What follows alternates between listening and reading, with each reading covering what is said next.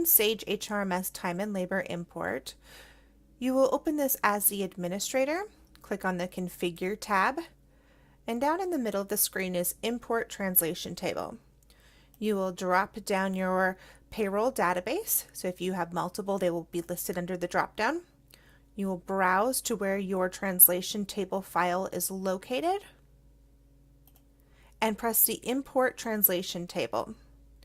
Once this is finished, drop down your Show Log, and it will let you know if the database has completed with no errors, or if there are errors, what those are and what you will need to do to fix those. Remember, if you have multiple databases, you'll want to do the same thing for each payroll database.